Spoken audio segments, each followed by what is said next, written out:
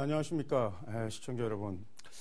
오늘 이제 이수의 팔자 명리학 17번째 시간이 됐습니다. 지난 시간에 그 십간을 그 촌문에 분배해서, 그 표출해낸 상, 그리고 또 12지를 그 지리에 분배해서 표출해낸 상, 그 다음에 이제 12운성 잠깐 제가 이제 설명하고 강의를 마쳤는데요. 오늘 다시 이제 오늘부터 약 3시간에 걸쳐서 그 바츠프리머, 그러니까 팔자인문 시리즈 3권 생항사절 본문 전체를 한번 개관하도록 하겠습니다. 12지를 지리에 그 분배하는 것은 일단 그때 학습하지 않고 이번 시간에 제가 이제 하기로 했는데요. 한번 지금부터 살펴보도록 하죠. 우선 지난 시간에 한번 복습해 볼까요? 식간을 천문에 그 분배했을 때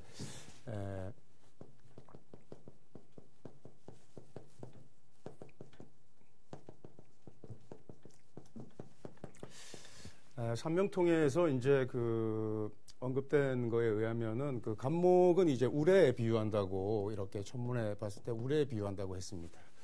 그 우레라는 것은 이제 중춘에, 그러니까 이제 묘월에 일단 왕해지죠. 그래서 묘월에 일단 왕해지고요. 그 다음에 신월, 그러니까 입추가 지나면 우레가 먹기 때문에 신에 되면 절한다고 제가 말씀드렸던 것 같아요. 그 다음에 이제 을목은 바람에 비유한다. 그래서 을은 풍이죠. 그래서 이 바람은 4월에 그 욕패에 든다고 하는데, 그 이제 여름이 되면은 바람이 불면서 그 사화, 그러니까 이제 불로써 이제 나무를 이제 다 태워버리는 거죠. 이렇게 해서 4월에 그 사지에 들죠. 그러니까 욕패에 들죠. 그래서 패에 들고, 그 다음에 이제 해월, 그러니까 입동이 지나면 그 뭐 나뭇가지는 이제 나뭇잎까지 다 떨어져서 이제 죽어버리니까, 그래서 그 을목은 그 해에서는 사하는 겁니다. 이렇게 이제 천간을 지지의 그 운성, 그러니까 이제 생왕사절의 단계에 따라 가지고 천문에 비유해서 이렇게 표출해낸 상입니다. 그래서 이제 우리가 3권에서 본격적으로 다루는 그 운성론, 그러니까 이제 포태수를 학습하기 전에 이 물상들에 대해서 이제 잘 이렇게 인식하고 있어야 그 포태의 이제 그 실전 술기를 여러분들이 이제 그 장착할 수 있게 되겠어요. 그다음에 이제 병은 일이죠. 그래서 보통 우리 인시에, 그러니까 아침에 이제 그 해가 뜨니까 인에서 생하고요. 그 다음에 이제 유시가 되면은 저녁 시간대가 되죠. 그래서 이제 유에서 이제 절하게 됩니다. 그래서 이제 이런 거 일단은 이렇게 병은 태양에 비유한다. 양광이죠. 그 다음에 이제 정은 별입니다. 별에 비유했어요. 그래서 이 별에 비유한 거는 우리가 이제 그 별이 말이죠. 그 이제 밤에 보면은 이제 총총총 이렇게 떠 있습니다. 그래서 보통 해시가 되면은 별이 아주 많이 이렇게 이제 펼쳐져 있는데, 해시에 이렇게 이제 태한 거죠. 그래서 이제 잉태된 겁니다. 그래서 수도 없이 잉태되어 있기 때문에 이런 분포를 보이기 때문에 이제 정이 그 해시, 그러니까 이제 보통 그 정화일간, 그러니까 이제 정일에 태어난 사람이 해시에 나면은 그 정덕성광이라 그래가지고 아주 그 기명이 돼요. 그래서 아주 별들을 많이 보이는 그런 시간대라고 볼 수 있겠고요. 그 다음에 이제 문은 합니다. 그래서 이제 노을합니다. 그래서 해가 지면은 이 노을도 같이 지는 겁니다. 그래서 하토동법이라고 그러죠. 그래서 이제 운성법에서는 이런 병이나 무토 또 정화와 기토가 각 지지에 똑같은 그 생항사절의 자리에 놓이게 됩니다. 그러니까 똑같이 보는 거예요. 노을하가 됩니다. 그 다음에 이제 기는 구름운입니다. 근데 이제 왜 이 기토를 구름에다가 비유했냐면은, 이 구름은 그 유에서 그 생합니다. 그래서 유금에서 생하는데, 이 유를 우리가 그 팔계방에 보면은 태계예요. 그래서 이 태계라는 것은 연못을 의미하죠. 그래서 이제 그래서 이제 그 연못에서 이제 구름이 이제 생성되기 때문에 구름에 비유했던 겁니다. 그 다음에 경은 달에 비유했죠. 그래서 이제 색깔이 그 보름달이 굉장히 그 백색 아닙니까? 백색에 가깝습니다. 금의 색상은 백색이죠. 그래서 이제 그 달에 이렇게 비유했고요. 그 다음에 이제 신은 서리에 비유했습니다. 그래서 요 서리에 비유해서 좀 그 숙살, 그러니까 이제 그 사물들을 이제 죽이는 그런 기운이 있죠. 그 다음에 이제 임은 추로입니다. 가을의 이슬이죠.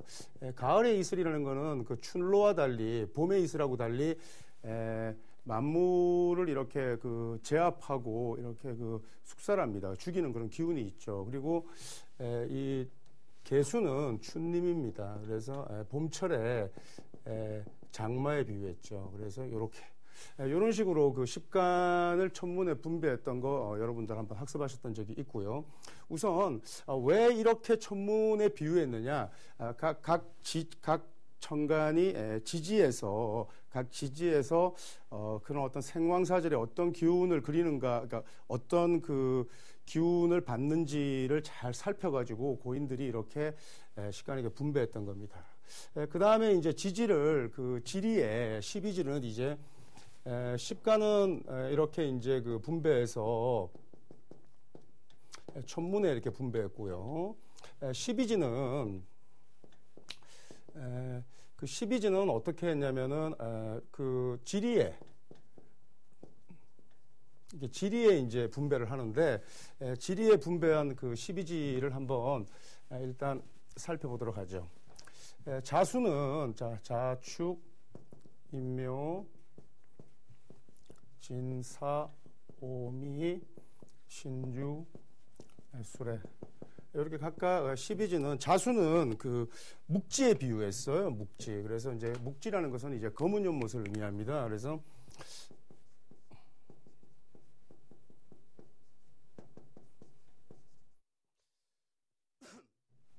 물론 자수 수기운의 색깔이 검은 거잖아요. 그죠? 검은색에 이제 연못에 이렇게 비유했는데 여러분 그 강의 아주 그 초반부에서 그 맨 처음에 제가 이렇게 행운의 방향 이런 것들 이렇게 학습할 때 기억나실지 모르겠지만 이렇게 신자진 이렇게 세 띠, 그러니까 잔나비띠나 쥐띠나 용띠는 이렇게 제가 수명으로 분류한 적이 있습니다. 지금 여러분들이 학습하시는 그 팔자명리는 일간을 채로 놓아서 신이라는 표현을 씁니다. 그죠? 그래서 이제 임일날 태어나거나 개일날 태어나게 되면 이런 것들이 수일생으로 일단은 이렇게 정리되고 이것을 신으로 이렇게 규정하죠. 그런데 이제 팔자명리 고법에 그러니까 지금부터 한 1500년 전 이전에 고법 체계에서는 그 사람이 태어난 해 띠죠. 그러니까 연지가 되겠어요. 그죠? 태어난 해 띠를 기준으로 해가지고 명을 정했다고요. 그 다음에 연간 태세 연간을 기준으로 해가지고 이것을 록으로 정하고 그 다음에 태세 간지의 그 나부모행이 있습니다. 그 나부모행을 신으로 정했는데 어떤 사람을 규정할 때 그 사람을 록명신 삼자 그러니까 삼위일체로 일단 정해두고 그 다음에 이제 팔자에 이제 우리가 그 기륭수요를 따졌단 말이에요. 근데 여기서 이 신이라는 개념을 자평명리로 와가지고는 지금 팔자명리로 와가지고는 일간에다가 기준점을 정한 거예요. 그런데 이제 고법도 몹시 유용한 거기 때문에 물론 이제 서자평이 이제 팔자명리 신법 체계를 만들었을 때 고법에 비해서는 고법이 굉장히 무거웠죠. 그리고 아주 난해했습니다. 또 좀 난삽한 것도 있고 이런 것들을 좀 가지를 쳐내고 좀 간편하게 만들었던 겁니다. 물론 지금은 이제 그 현대 이제 팔자명리도 여러 가지가 또 섞여서 좀 난삽해진 경향이 있긴 있어요. 어쨌든 그 이렇게 자년, 그러니까 쥐띠는 예를 들어서 우리가 수명이라고 이렇게 분류했습니다. 그래서 자년생이 쥐띠가 만약에 해시에 나게 되면요, 해시에 나게 되면은 요 해가 그 록지에 해당합니다. 록지에. 좀 이따가 이제 12운성 공부하면은 이제 좀 더 이렇게 상세하게 알게 되겠는데, 그래서 이렇게 해시에 나면은 그 쌍어유묵이라고 해가지고요, 물고기들이 이렇게 묵지, 검은 연못에서 잘 노는 그런 상이 됩니다. 그래서 보통 이렇게 붓글씨 잘 쓰고요, 또 아주 솜씨 좋습니다. 그래서 쥐띠가 그 해시에 난 그런 사람들은 아주 그 현대 지금 오늘날 뭐 굳이 따지면 좀 스타일리스트죠. 그래서 아주 그 감각도 아주 세련되고 과거에는 그 문장가들이 많았습니다. 그래서 뭐 벌써 이렇게 붓글씨 같은 그런 목물을 가지고 글씨를 잘 쓰는 글씨를 자유자재로 잘 쓰는 그런 어떤 물상 무령이 나타나는 거죠. 그 다음에 이제 축은 유안이라고 했습니다. 유안. 그래서 언덕이죠, 언덕. 그래서 이제 버드나무가 있는 그런 언덕으로 이제 비유했습니다. 물론 이제 축은 토기운의 글자니까 이제 물을 막는 언덕이고요. 그 시경에 보면은 그 어린 버드나무 잎의 색깔이 황금빛과 같다 이래가지고 우리가 그 토의 색상은 황색 아닙니까? 그래서 이렇게 비유한 겁니다. 그래서 유안에 이렇게 비유했습니다. 자, 지금 이렇게 지금 그 물상을 그 12지를 지리의 그 분배에서 이렇게 상으로 표출해내는 것은 지금은 그냥 그 음양오행의 어떤 기본적인 물상과 같이 여러분들 느껴지시겠지만 나중에 이제 팔자술에서 이제 뭐 좀 그 정확한 표현은 아닙니다만 소위 말하는 뭐 개운 같은 거, 개운 이런 것을 사실 팔자 명리에서 쉽게 말하기는 쉽지 않은데 이런 그 방편 체계에서 매우 중요한 그런 현상이 이제 됩니다. 예를 들어서 뭐 어떤 사람의 팔자에 이제 아직 여러분 형충이합 공부하지 않았는데 인신충으로 또 인이 왕자가 되어 가지고 신이 이렇게 크게 이렇게 세자 발화죠 뽑혀 나가게 돼 있으면은 이러한 것들을 다 구생하는 게 자수라는 걸 합해서 이렇게 이런 신금 허약한 글자들을 구한다고요.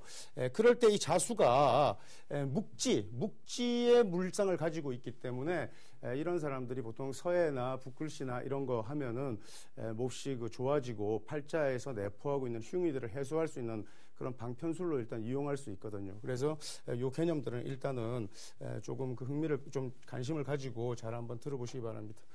이는 광곡이라고 합니다. 그래서 이거는 뭐 그 아주 넓은 아주 깊고 거대한 그런 계곡이죠. 그래서 뭐 인 중에는 보면은 이제 병화도 있고 무토도 있고 그렇지 않습니까? 무토는 뭐 무령으로 산입니다. 그래서 아주 높고 깊은 산에 그런 아주 넓은 그런 그 계곡을 의미하죠. 그래서 강곡을 의미하고요. 묘는 경림입니다. 그래서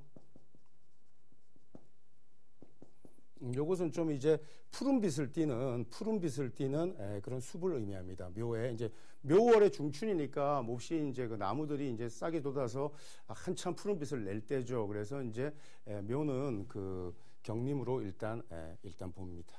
그 다음에 이제 지는 초택입니다. 그래서 연못 같은 거죠. 그래서 이 초택은 우리가 춘추자시전에 보면은 그 용이 어디에 사냐면은 아주 심산, 아주 깊은 산에 그 대택 큰 연못에서 산다고 했거든요. 그래서 요 초택으로 이렇게 일단은 무령을 이렇게 정했습니다. 그래서 지리에 논할 때 산은 대역입니다. 그러니까 큰 역이란 뜻이죠. 그래서 요거는 쉽게 얘기해서 뭐 현대사회에서는 많은 차들이 지나가는 요 다음 글자가 오인데요. 오가 말 아닙니까? 그죠? 그러니까 오만은 현대에서는 그 자동차 같은 거죠. 그죠? 운송수단인데 그 운송수단들이 많이 지나가고 많은 사람들과 차량들이 이렇게 교차하는 그런 교차로 정도로 일단은 이해하시면 좋을 것 같아요. 그래서 이런 것도 몹시 그 중요한 겁니다. 예를 들어서 뭐 팔자에 축수령이 있다 이러면 이 형을 사화라는 것을 가지고 합작하면서 형을 해소하거든요. 이럴 때 이 대역이라는 것이 그러니까 많은 사람들이 움직이는 그런 교차로 같은 곳이 주거하기에 몹시 유리한 곳 뭐 이런 식으로 우리가 이제 응용할 수 있습니다.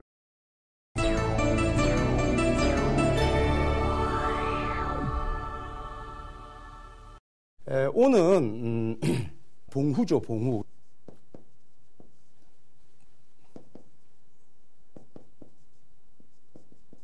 이 봉후인데 이거는 뭐 이제 그 봉화 있지 않습니까? 성화. 그러니까 이제 불이죠. 그죠? 그래서 이제 붉은색을 띠고 그다음에 이제 봉우라는 건 이제 봉화대입니다. 그러니까 이제 예전에 이렇게 산 꼭대기에 이렇게 잘 보이는 데다가 봉화대를 만들어 놓은 거죠. 그래서 이 팔자에 이 오화가 몹시 긴요하게 필요하거나 또 오화를 불러들여서 팔자의 흉의를 제거하기 위해서는 보통 산성이나 산 꼭대기에 올라가서 그 봉화가 설치된 이런 지역에 가가지고 예전에는 뭐 제를 지내거나 아니면 뭐 기도를 하거나 수련을 하거나 이러면은 그 흉의를 굉장히 해소할 수 있죠. 그래서 요 봉화대 정도로 일단은 봉화대 정도로 봉화를 이렇게 놓는 재단 같은 거죠. 미는 하원입니다. 하원. 그래서 뭐 우리가 이제 집에 보통 꾸미는 그런 동산 같은 거죠. 좀 크게는 나무 동산, 그러니까 이제 수목원 같은 건데, 왠지 모르게 팔자는 모르지만 나는 이렇게 수목원 같은 데를 자주 찾아다니고 좋다 이러면은 틀림없이 팔자에서 그 미토를 필요로 하는, 이것도 어떤 부분에서는 가장 진화된 개념의 용신 개념이거든요. 또 미는 뭐 사찰에 비유하기도 합니다. 그래서 사찰에 다니거나 이렇게 하죠. 그래서 요 미는 이제 그 하원에 일단 됩니다. 그런데 왜 이제 그 을목, 예를 들어서 을목을 우리가 하초에 무령 비유하고 또 묘를 우리가 경림에다가 비유했는데 여기에서 왜 화원을 얘기하지 않았냐면, 이 화원이라는 건 일단은 그 담을 펜스를 치고 인위적으로, 그래서 그 토의 개념이 들어가기 때문에 미에서 일단 그 꽃들과 그 나무들을 이렇게 이제 그 재배하고 가꾸는 거죠. 그죠? 그래서 하원에 비유하는 거죠. 여기 가만히 보니까 이런 묘라든지 또 이런 미라든지 또 좀 보면은 신이라든지 이런 글자들을 보면은 이렇게 뾰족한 침 같은 것들이 이렇게 나와 있을 거예요. 이렇게 뾰족하게 나와 있는 이런 침 같은 것을 현침의 글자라 그럽니다. 현침. 그러니까 이제 침을 매달았다 이 뜻인데, 이렇게 뾰족한 글자들이 있으면은 우선 팔자에 이런 그 현침의 글자들이 많으면은 대체로 그 솜씨가 아주 공교하고 그 얘기 방면에 좀 뛰어난 그런 사람들이 많죠. 그런데 그 이제 우리가 예전에 공부를 아주 이제 그 혹독하고 아주 모질게 하는 것을 할 때 그 선비들이 그 상투머리를 이렇게 묶어서 천장에 매달고 또 송곳을 허벅지를 찔러가면서 극신하는 거죠. 이렇게 열심히 공부했는데, 공부를 그렇게 고통스럽게 해가지고 되겠습니까? 그냥 공부는 그 즐겁게 해야 되는데, 아주 뭐 흥미를 느끼면은 그 즐거워지죠. 그래서 아주 자기가 그 시간 가는지 모르고 이제 몰입해서 학습하게 되는데, 어쨌든 이렇게 몸을 찌르고 학대하는 그런 성분이 있다는 겁니다. 그 다음에 이제 신은 명도입니다. 명도예요. 그래서 아주 이름난 도시죠. 그러니까 도읍지입니다. 그러니까 서울을 의미하는 거죠, 우리나라에서는. 그래서 요 서울은 요 임에서는 이제 그 임수가 이제 생하는데, 이 제왕이 사는 곳입니다. 그래서 제왕이 사는 곳에는 뭐가 있어야 되냐면, 우리가 그 도읍지를 정할 때 보국, 그러니까 이제 산들도 잘 이렇게 둘러싸고 있어야 되고, 또 뭐가 있어야 되죠? 강이 잘 흘러야 됩니다. 그래서 신에서 임수가 나와서 그 산을, 그 도시 전체를 관통하고 도시를 쌓아서 그 산을 이렇게 싸면서 이제 그 물이 흐르는 거죠. 이런 걸 이제 수요산안이라고 이렇게 이제 얘기하는데, 간방, 그러니까 이제 여기 그 신은 우리가 이제 팔계로 보면 이제 곤방이 됩니다. 그러니까 땅이 이제 땅이죠, 곧 땅인데, 이 물이 이렇게 도시를 흐르고 그 다음에 다시 이 해시라든지, 만약에 그 원숭이띠가 해시에 났다 그러면은 똑같이 이렇게 원숭이띠가 같은 수명이 되지 않습니까? 그죠? 그래서 이 수명, 예를 들어서 쥐띠가 해에 나면은 쌍어, 유묵, 이런 좋은 그런 그 팔자가 된다고 했는데, 이게 또 마찬가지로 신도 수명이기 때문에 해시를 보면은 이렇게 그 도읍지를 관통하는 그 강물이 이렇게 도도하게 이렇게 산을 감싸면서 잘 흐르고, 물의 흐름이라는 것이 이렇게 우리 마치 그 요대, 그러니까 벨트 한 듯이 배를 이렇게 두른 듯이 이렇게 감싸고 돌아야 되거든요. 그 물이 이렇게 치고 들어오면은 그건 좋은 물이 아닙니다. 풍수에서 기본적으로. 근데 이렇게 물이 산을 감싸고 잘 그 흐르다가 바다로 나가는 거죠. 해수 바다로 나가게 되면은 이게 바로 그 천지교태해상이 됩니다. 그 천지교태라는 게 이제 뭐 여러 가지 뜻을 가지고 있고, 서로가 잘 화합하고 하늘과 땅이 잘 화합하고 이런 건데, 그런 그 천지교태의 상을 이루게 되면은 사람들이 다 먹고 살만한 그런 좋은 그런 시대가 도래하는 거죠. 그래서 이런 팔자가 그 잔나비띠가 해시에 나거나 이러면 천재교티상이라고 그래서 굉장히 좋게 이렇게 봅니다. 가명으로 보죠. 그 다음에 이제 유는 사종에 비유합니다. 그러니까 그 절에 가면은 종이 있죠, 종. 그래서 이제 종인데 종교성하고 의미가 많습니다. 예전에는 뭐 이제 우리가 그 뭐 중국에서 이제 팔자멜리가 이제 한참 이렇게 명대에 꽃을 피웠는데 청대, 명대 이럴 때 이제 청대에 아주 이렇게 꽃을 피웠습니다. 그래서 그때 뭐 진수함의 명리학은이라든지 뭐 임철초의 적전수천미라든지 좋은 책들이 쏟아져 나왔죠. 이때는 그 이제 불교가 그 아주 성행했을 때이기 때문에 이렇게 사종으로 했는데 현대에서는 뭐 이런 그 종교 어떤 기물들, 그러니까 뭐 이런 유금이 이렇게 팔자에 있거나 또 팔자가 몹시 유금을 기뻐하거나 유금이 필요한 그런 명식에서는 이러한 그 종교적 기물, 쇠붙이로 된 이러한 것들이 그 몹시 유용하게 이렇게 쓰일 수 있습니다. 그래서 비단 사종에 국한하지 말고 유금이 그 희신으로 작용하는 그런 팔자들은 뭐 그 사찰이라든지 또는 뭐 성당이라든지 이런 데를 그 자기도 모르게 따라가게 됩니다. 그래서 그가 마음이 편하고 좋은 겁니다. 그래서 뭐 굳이 팔자를 몰라도 내가 어떤 뭐 위대한 자연 경관에 와서 마음이 아주 편해진다든지 또 어떤 사람은 몹시 바닷가가 보고 싶고 바닷가에 가면 기분이 좋아진다든지 이러한 것들이 그냥 간단하게 얘기해서 그 용신의 물상인 겁니다. 그래서 뭐 하고 싶으면은 지체 없이 이렇게 행동으로 옮기는 게 좋습니다. 또 먹고 싶은 거 먹으면 좋고요. 먹고 싶은 거를 억지로 참아가는 거 그거 좋은 거 아닙니다. 예, 그래서 어쨌든 사종인데 요 사종 다음 이제 왜 이 불가의 또 사종, 그러니까 종교의 어떤 기물이 물상으로 잡히냐면 요 다음에 술과 해의 글자가 그 천문이라고 해요. 그래서 이런 뭐 그 수행하거나 또 뭐 도문이라 그러죠. 또 도로 향하는 또는 뭐 종교로 향하는 또 영성을 맺는 이런 글자들하고 유용합니다. 그래서 그 종교계의 지도자들이나 또 종교계를 그 뭐 모태신앙을 가진 사람들이거나 또 종교를 이렇게 신봉하거나 신앙심이 있는 사람들은 이런 또 기본적으로 또 직관이 뛰어난 사람들 또 이렇게 아주 연기가 있는 사람들 이런 사람들은 팔자에 수레를 가진 사람들이 많아요. 그래서 이 사종을 울려서 이것이 천문에 이제 곧 울리기 때문에 이렇게 그 사종에 이렇게 비유했던 겁니다. 술은 그 술토는 이제 그 좀 조토죠. 그래서 요 술토는 이제 우리가 음력으로 9월이 지났을 때 아닙니까? 그래서 이제 곡식을 다 거두고 우리가 이제 그 산을 이제 예전에 화전민 같이 태우는 겁니다. 그래서 소원이라고 합니다. 그래서 이제 다 이렇게 태워버린 거죠. 태워버린 겁니다. 그래서 소원에 비유하고요. 그 다음에 이제 해수는 아주 이렇게 거세게 이렇게 흐르는, 그러니까 급하게 흐르는 물에 비유해가지고 현하라고 합니다. 현하. 그래서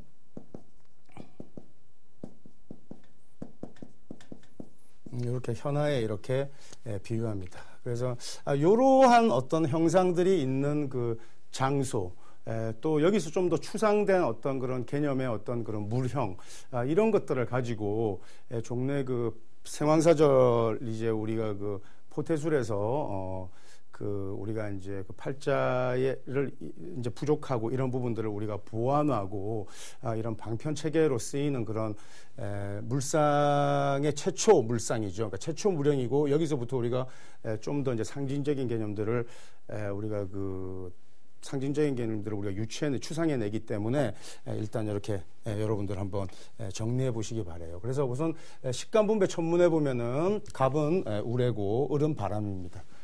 병은 태양이고 정은 별입니다. 그래서 무토는 노을에 비유하고 기토는 구름에 비유한다고 했습니다. 그 다음에 경금은 달이고 신금은 그 설이죠. 그 다음에 이제 임수는 가을에 이슬이 되겠습니다. 추로가 되고 개수는 춘님 이제 봄비죠. 그러니까 봄의 장마가 됩니다. 그 다음에 이제 이렇게 뭐 초원 같은 데다가 이런 글자들이 예를 들어서 묘시를 보거나 이러면은 이렇게 봄비를 만났다고 해가지고 이렇게 이제 다 태워버린 들판에다가 이렇게 이제 다시 봄 기운이 들어서 그 춘입 소훈 뭐 이런 말에서 좋은 팔자들을 짭니다. 지금은 여러분들 이런 이제 팔자에 이제 좋은 어떤 그 무령의 격국을 논하기에는 조금 이른 타이밍이기 때문에 일단 뭐 참고로 이렇게 알아두시면 되겠어요.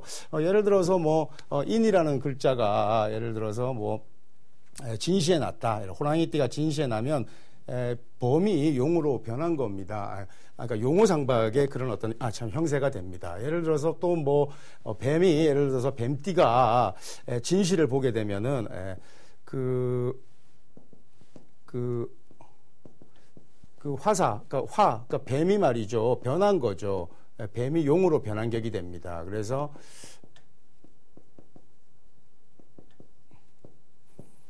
화변용이 되니까 점진적으로 굉장히 발전하는 그런 기명을 짜거든요. 이런 무령에서 나온 건데 여기 사실 엄밀하게 따지면은 여기에는 그 곧 이제 본격적으로 학습할 이제 포테의 그 물상이 담겨 있는 겁니다.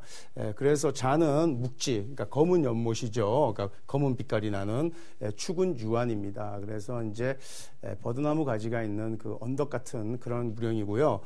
이는 광곡입니다. 아주 깊은 계곡이죠. 그래서 팔자에서 인목의 글자가 몹시 기묘하게 쓰이거나 또 팔자에 없는 인목의 글자를 불러와서 합을 통해서 형충 같은 것들을 해소하려면은 깊은 계곡을 찾아가서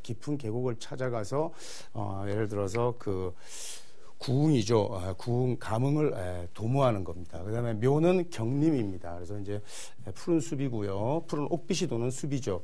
지는 초택, 산은 대역, 교차로 같은 거라고 했습니다. 오는 봉후라고 했습니다. 봉후. 그다음에 미는 하온입니다. 시는 명도, 유는 사종. 그다음에 술과 해는 천문의 글자인데 술은 그 소원입니다. 그러니까 다 태워버린 그런 들판, 또 산 이런 거죠.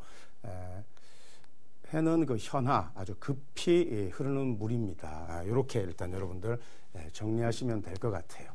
그 다음에 이제 본격적으로 그 운성 학습으로 들어가는데 이제 12운성을 공부하게 됩니다.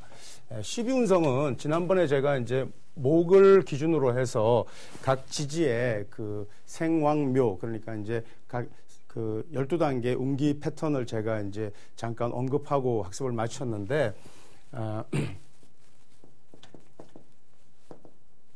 이것을 그 12운성이라고 합니다.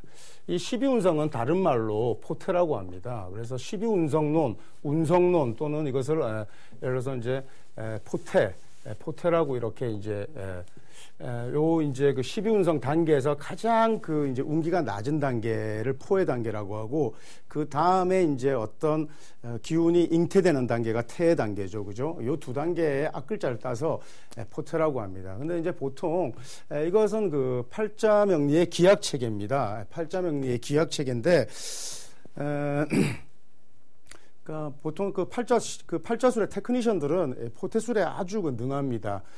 그 포테가 가지고 있는 그런 물상들을 이제 읽어내고, 또 포테 그런 그 운성을 팔자술에서 이제 어떻게 응용하는지에 대한 그런 그 방술 체계에 아주 그 박습니다. 그런데 추학자들 말고 이제 명리를 좀 이렇게 공부했다고 하는 사람들, 팔자 명리에 아주 이법에 밝은 사람들은 이 포테 기약책이 잘 모르는 것 같아요. 그리고 잘 모르고, 여러분들 이제 시중에 있는 여러 이제 그 팔자 명서들을 보면은 오행에 주로 이제 생극제와 이법 체계에 대해서 주로 다루고, 이제 개론서에서 이런 운성론을 차라리 다루지 말면 되는데, 보통 한 2페이지나 3페이지에 걸쳐서 아주 협소하게 그냥 이런 그 원형만, 원론적인 개념만 일단 설명하고 넘어갑니다. 그래서 그것의 효용이 어디 있냐면, 이제 굳이 이제 이렇게 우리가 의문을 제기할 수 있는데, 그것을 가지고 팔자의 그 강약을 분별하는 데 쓰는 그런 그 우를 범하고 있죠. 그건 전혀 그렇지 않습니다. 그래서 이제 포테를 이제 학습할 때는 우리가 이제 포테 물상을 이제 파악해서 그것을 가지고 팔자체의 그 현상을 이렇게 짚어내는 거 이제 공부할 거예요. 그래서 포테술은 사실은 오행 이법 체계하고 거의 똑같은 분량으로 만들어야 됩니다. 그런데 이제 이러한 것들이 이제 사실 이제 좀 이렇게 상대적으로 좀 이렇게 발전되어 있지 않고, 이런 이론 체계가 그렇게 되어서 그 근자에 그 팔자술 종결이라는 그 서책이 발간되었는데, 그것을 한번 여러분들이 참고하시면은 학습에 꼭 큰 도움이 될 것 같아요. 그래서 이런 포테술에 대해서 이제 지금부터 학습하도록 하겠습니다.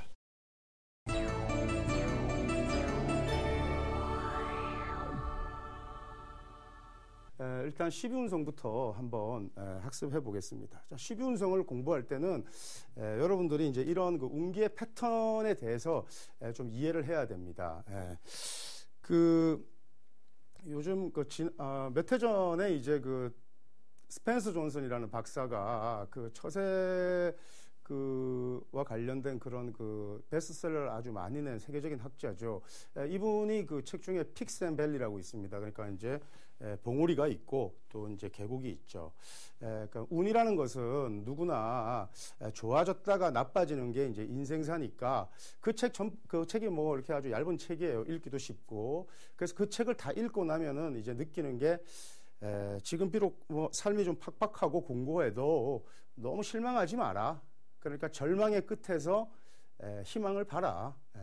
네가 지금 비록 이렇게 그 구렁텅이에 빠져 있어도 그 다음에 이제 산봉우리로 오르는 길이 목전에 있으니까 희망을 가져라. 그래서 대체로 운이라는 것이 누구나 이렇게 파동을 그리면서 좋아졌다가 피크에 올랐다가 다시 밸리로 떨어졌다가 다시 올랐다가 떨어지는 이런 파동이 그냥 운기의 패턴이라고 일반적으로 생각하는 것 같아요.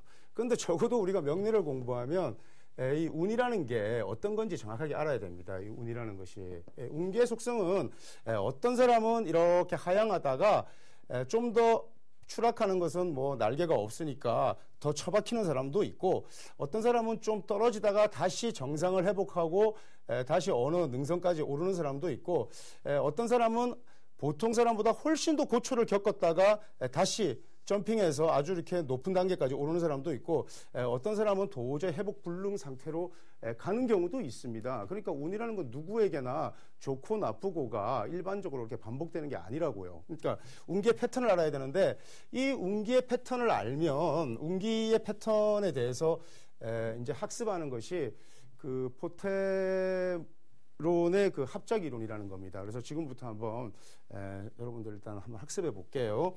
자, 지난번에 우선 삼합이라는 거 굉장히 중요하다고 했어요, 제가. 자, 뭐 형충의 합에서 다른 건 공부하지 않아도 삼해, 세 가지 글자가 모이고 또 삼해하는 거, 삼합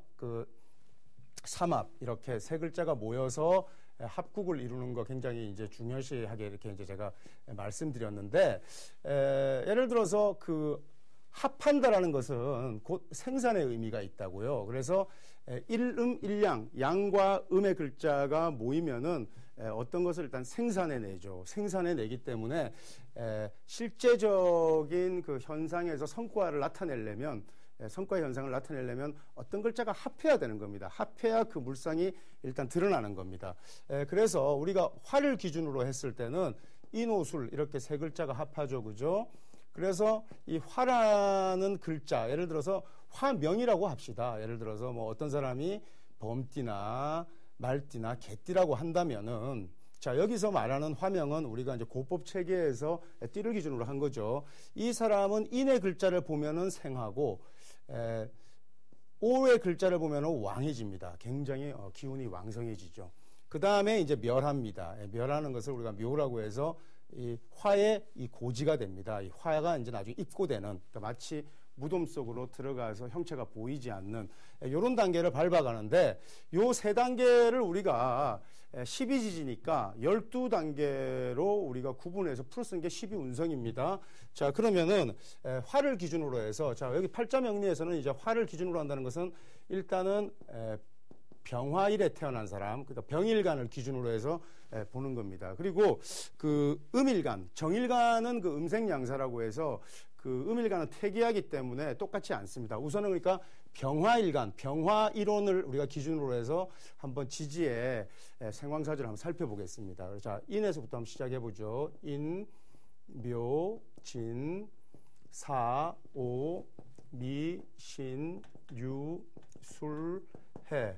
좀 더 적어볼게요. 인, 묘진 계속 반복될 거니까 이렇게 적어보겠습니다. 자, 인에서 생한다고 했습니다. 화기는 오행으로 화기는 인에서 태어납니다. 인에서 태어납니다. 그러니까 병화일간이 예를 들어서 인월이나 인시에 태어났다 이러면은 이 사람은 월에서 생을 얻었다. 또 시에서 생을 얻었다 이런 뜻이 됩니다. 그 다음에 이제 생에서 욕으로 전진합니다. 자, 태어나고 나면은 이제 씻겨야 되겠죠, 그죠? 씻겨야 됩니다. 자, 그래서 요 각각의 글자들, 그러니까 병이 묘를 보면은 요괴 단계에 놓이게 되는데 각각의 글자들이 담고 있는 1차적 물상부터 그 물상이 품고 있는 그 상징들이 있습니다. 추상이 있는데 여기에 대해서는 이제 다음 시간에 일단 공부하기로 하고요. 그 다음에 생육 다음에 이제 태어나서 씻고 매일매일 우리가 이제 세수도 하고 목욕도 해야 되잖아요. 그죠? 그러니까 반복되는 그런 패턴이 나타나죠. 그 다음에 이제 대합니다. 성장하면은 의관을 갖추죠. 그 다음에 의관을 갖추어서 결혼을 하고 나면 록을 받아가지고 처자식을 이제 먹여 키우는, 이제 먹여 살리는 겁니다. 그러니까 이 대 단계에서는 그 신체는 어른이 됐지만 정신 상태는 아직 여문 게 아니죠. 그래서 좀 더 성장하게 되면은 처자식, 그러니까 내가 이제 록봉을 받아서 월급을 받아서 처자식의 생계를 부양하고 건사하는 단계가 록의 단계입니다. 요 단계를 지나면 왕의 단계에 갑니다. 아까 인호술에서 오에서 왕이 되었죠, 그죠? 그래서 왕의 단계 오면은 화기운이 가장 왕성한 그런 이제 시점이 됩니다. 이때는 뭐 그 능수능란하고 아랫 단계에서는 도저히 범접할 수 없는 그런 수완과 그런 기질이 나타나죠. 그 다음에 왕에서 조금 떨어지는 게 세의 단계입니다. 세의 단계입니다. 그 다음에 이 쇠 이러면은 몹시 쇠약해져 가지고 아주 늙은 사람을 아주 늙은 사람, 예를 들어 태어나 가지고 노인을 우리가 상정하기 쉬운데, 노인이라기보다는 아주 장년에 이르러서 가장 운기가 왕성한 단계에서 약간 떨어진 단계이기 때문에 아주 노회하고 아주 그 안정된 환경을 구축한 아주 좋은 단계입니다. 이 세라는 단계는요. 그 다음에 세 단계에서 이제 세하다가 이제 병이 듭니다. 병의 단계가 옵니다. 병들고 그 다음에 유에서 죽습니다. 죽죠. 그래서 조금 병이 들고 여기서 이제 이렇게 죽습니다. 죽는다는 거는 일단은 뭐 슬픈 일이죠. 일단은 부정적인 의미를 갖는데 사실 우리가 팔자를 풀 때 사의 단계가 그렇게 뭐 부정적인 의미만 품는 건 아닙니다. 어쨌든 사가 되고 나면은 그 다음에 사람이 죽으면 묘에 들게 됩니다. 묘에 들게 되고요. 자, 이것은 우리가 화를 기준으로 했을 때 이런 사이클을 그린다고 했습니다. 그 다음에 이제 이렇게 이제 무덤에 든 것보다 더 아랫 단계의 운이 절의 단계입니다. 예를 들어서 내가 죽었거나, 자, 예를 들어서 뭐, 이수가 죽었다. 이렇게 하면은, 그 사람이 왜 갑자기 죽었지? 엊그제까지 방송 잘 하던데? 뭐 이런 말 사람들이 하면서 아직 그 사람을 기억하죠. 그 다음에 이제, 그 사람을 이제 그 무덤에다가 이제 죽어서 묻게 되면은 많은 사람들이 찾아와서 조의를 하거나 예를 바칩니다. 어쨌든. 그래서 아직까지는 그 존재가 잊혀진 단계가 아니죠. 하지만 시간이 좀 더 지나면은 완전히 그 절의 단계에 놓이게 됩니다. 이제 세상과 완전히 단절되죠. 누구도 기억하지 않습니다. 절에서 이렇게 완전히 절지에 놓였다가 여기 제가 해, 자, 축, 인묘진 이렇게 되겠네요. 여기 보시면은 절지에 놓였다가 여기서 다시 완전히 잊혀진 단계에서 다시 잉태되는 기운이 나타납니다. 태가 되는 거죠. 이렇게 잉태되었다가 축에서 이제 다시 이 포배, 그러니까 임신이 된 거죠. 요 절의 단계를 완전히 세상과 단절된 상태, 그러니까 운기가 가장 그 바닥의 단계는 절로 표시하고 하고, 또 이 완전히 단절된 상태에서 사실 새로운 기운이 잉태되는 것을 기다리고 있기 때문에 이것을 포라고도 합니다. 그래서 이 포와 태를 합해서 우리가 포테론 또 포테술 이렇게 우리가 얘기하는 겁니다. 그래서 태하고요. 그 다음에 이제 잉태되면은, 어머니 뱃속에서 잉태되면은 양육되죠. 무럭무럭 태아가 자랍니다. 자라다가 다시 이렇게 생하게 됩니다. 아까 인에서 생한다고 그랬잖아요. 그래서 다시 요괴 단계로 전진하고요. 다시 대의 단계로 이렇게 전진합니다. 자, 요런 이제 사이클을 일단 일반적으로 그리는데, 각각의 팔자에 이런 글자들이 다 구비되어 있는 게 아니잖아요. 그죠? 그리고 예를 들어서 어떤 사람이 인월병일생이거나 병이 인시에 나면 생을 얻는다고 했는데, 이 생이라는 글자가 있다는 것은 이 사람이 마치 막 태어난 갓난아기 같은 그런 귀여운 그런 성정이 드러납니다. 그래서 많은 사람들을 사랑받거든요. 아기가 태어나면 누구든지 축하해주고 귀여워해주지 않습니까? 그리고 또 막 태어난 아기를 설령 어머니가 버렸다고 해서 업동이라고 해서 집 앞에 이렇게 갖다 놓으면은 그 누구 애기인지도 모르지만은 일단 보통 아기를 데리고 와서 키웁니다. 우리 업동이들은요. 근데 사실 아기가 귀여운 게 아니라 아기가 사실 한 3살, 4살 이렇게 목욕시키고 이렇게 해야 더 귀엽지 않습니까? 하지만 3살이나 4살쯤 된 아주 예쁜 아기를 남의 집 대문 앞에 갖다 놨을 때 그 아기를 키워줄 집은 별로 없습니다. 보통 경찰서에 신고하죠.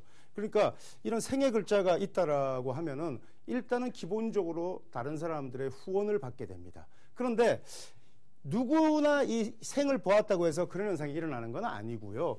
그 현상이 일어나려면은 그러한 생의 추상적인 현상이 일어나려면 그것이 합을 이루어야 된다는 겁니다. 그러니까 인과 합을 이루는 글자가 오하고 술 아니겠습니까? 인오술인데 이 사람이 병술일에 태어났다 이러면은 이 생이 이렇게 합작된 겁니다. 이렇게 합작이 되면은 이 사람은 주변 사람들로부터 몹시 원조받고 후원받는, 그러니까 이 장생이라고 하는데 다른 말로 이 장생의 현상들이 몹시 이렇게 아주 뚜렷하게 이렇게 드러납니다. 그래서 각각의 현상들이 합작이라는, 그러니까 삼합합국의 합작에 의해서 드러나거든요. 이렇게 되면은 각각 팔자가 이런 일반적인 운기 곡선에서 이탈해서 고유의 자기 그 팔자체가 갖고 있는 그 운기 패턴을 읽게 됩니다. 그러니까 우리가 합국은 우리가 목화금수 4개 합국이 있잖아요. 그래서 운기의 전형적인 패턴은 4가지로 일단 구분됩니다. 그 4가지에 대해서 다음 시간에 다뤄보도록 하겠습니다. 그러니까 18강에서는 그 운의 속성, 그러니까 우리가 일상생활에서 나타나는 기본적으로 나타나는 4가지 그 운의 체계에 대해서 알아보는데 종래로, 그러니까 종래부터 운에 대해서 얘기한 사람들은 많았지만은 운이라는 게 도대체 어떤 곡선을 그려가면서 흐르는지를 정확하게 설명한 그런 대목이나 경우를 제가 보지 못했습니다. 그래서 여러분들 굳이 팔자를 알지 못해도 과거에 내가 어떤 길을 걸어왔나 반추해 보면은 내 팔자에 12운성으로 또 포태로 어떤 성분이 있나를 능히 짐작하게 됩니다. 자, 다음 시간 학습 여러분 기대해 주시기 바랍니다. 감사합니다.